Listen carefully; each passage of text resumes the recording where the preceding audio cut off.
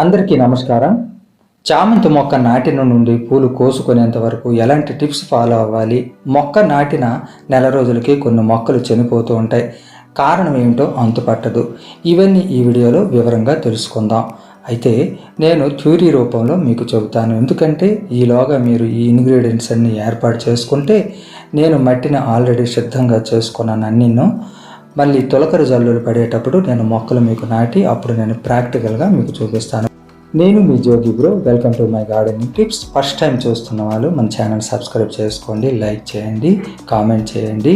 అలాగే మీ రిలేటివ్స్కు మన ఛానల్ గురించి తెలియజేసి మన ఛానల్ గ్రోత్కు మీరు నాకు సహకరించండి. మరి లేట్ చేయకుండా వీడియోలోకి వెళ్ళిపోదాం. ఫస్ట్ టిప్ వచ్చి ముందుగా ఇది చాలా ఇంపార్టెంట్. మనకు ఫస్ట్గా మనము తీసుకునే మొక్క హెల్తీగా ఉండేలా, ఎటువంటి తెగుళ్ళు లేని, స్టెమ్ గట్టిగా ఉండి దృఢంగా ఉండేది చిన్న మొక్కనే తీసుకోవాలి.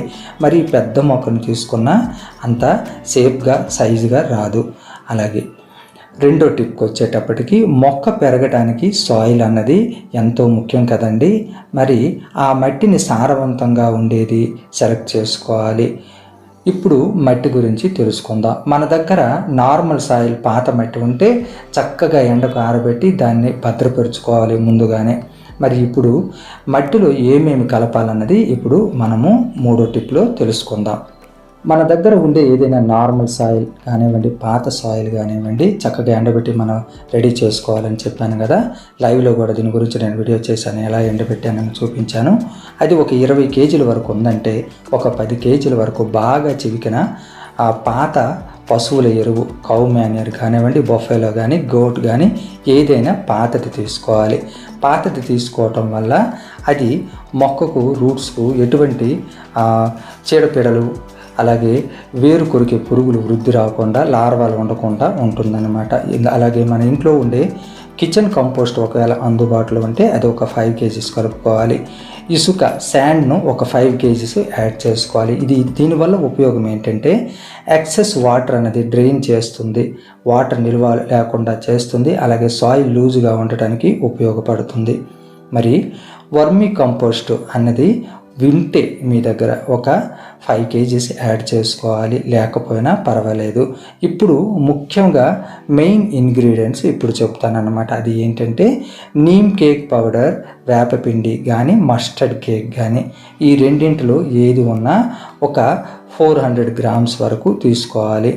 అలాగే రెండిటిలో ఏదో ఒకటి మాత్రమే తీసుకోండి. దీనివల్ల ఉపయోగం ఏంటంటే సాయిల్ ఫంగస్ రిలేటెడ్ ప్రాబ్లమ్స్ వచ్చినా, వేరు కొరిగే పురుగులను, అలాగే రూట్స్ బాగా డెవలప్ అయ్యి రూట్స్ దృఢంగా తయారవ్వటానికి ఇది ఎంతగానో ఉపయోగపడుతుంది. మరి ఇప్పుడు మెయిన్ ఇంపార్టెంట్ ఇంకొక ఇంగ్రీడియంట్స్ ఏంటంటే ఎప్సమ్ సాల్ట్ ఇవ్వాలి. ఇది ఎందుకు ఉపయోగపడుతుందంటే మట్టిలో ఉండే పోషకాలను, న్యూట్రియంట్స్ను రూట్స్ అబ్జర్వ్ చేస్తుంది. ఇది ఒక నేచురల్ మినరల్ సప్లిమెంట్ అన్నమాట. మనకు మొక్క ఎదుగుదలకు, అలాగే ఫ్లవర్స్ బాగా రావడానికి, కొమ్మలు ఎక్కువగా తొడిగి గుబురుగా తయారవడానికి ఇది మనకు ఉపయోగపడుతుంది. ఎప్సమ్ సాల్ట్ గురించి కూడా నేను ఒక వీడియో చేశాను, దానిని మీరు చూడవచ్చు. నేను లింక్ను కూడాను డిస్క్రిప్షన్లో ఇస్తానన్నమాట. ఇప్పుడు మనకు పొయ్యి బుగ్గి పొడి, మనం పల్లెటూరులో వంట చేసేటప్పుడు బుగ్గి వస్తుంది కదా, కట్టెల పొయ్యి తాలూకు బుగ్గి, అలాగే బొగ్గుల పొడి ఇటువంటివి ఉంటే అది ఒక 5 కేజీస్ యాడ్ చేసుకుంటే ఇది ఎంత హెల్ప్ అవుతుందంటే వేపపిండి ఎంత హెల్ప్ చేస్తుందో అంత హెల్ప్ చేస్తుంది. పురుగులను సమర్థంగా నిరోధిస్తుంది అన్నమాట. వేరు కొరికే పురుగులు కానివ్వండి, ఫంగస్ కానివ్వండి, ఎటువంటివి కూడా ఎఫెక్ట్ కాకుండా చాలా సమర్థవంతంగా పనిచేస్తుంది. ఈ విధంగా తీసుకోవాలి. ఇప్పుడు మరో ఇంపార్టెంట్ ఇంగ్రీడియంట్ ఏంటంటే సీవీడ్ గ్రాన్యూల్స్ అన్నమాట, గుళికలు. సీవీడ్ గుళికలను మనము తక్కువగా కలుపుకోవాలి, ఎక్కువ కాదు. మినిమం ఈ మట్టిలో అంతటికి ఒక 50 గ్రామ్స్ కలుపుకుంటే సరిపోతుంది అన్నమాట. ఇవన్నీ చక్కగా మిక్స్ చేసుకోవాలి. అయితే ఇప్పుడు మనం ఒక పొరపాటు అందరము చేస్తుంటాం, నేను కూడా సేమ్ అలాగే చేస్తుండేవాడిని. అందుగురించే నెల రోజుల్లో మొక్కలు అనేవి కొన్ని వీక్గా ఉండేవి చనిపోతూ ఉంటాయి. అది ఏంటంటే మనకు కిచెన్లో ఏ రోజుకి ఆ రోజు వచ్చే కిచెన్ వేస్ట్ పాతది మనం ఏం చేస్తామంటే పచ్చివే ఆ మట్టిలో కలిపేసి నాటేస్తుంటాం. అలా ఇది ఎరువైపోతుందని. అలా ఎప్పుడు కూడా పొరపాటు చేయకూడదు.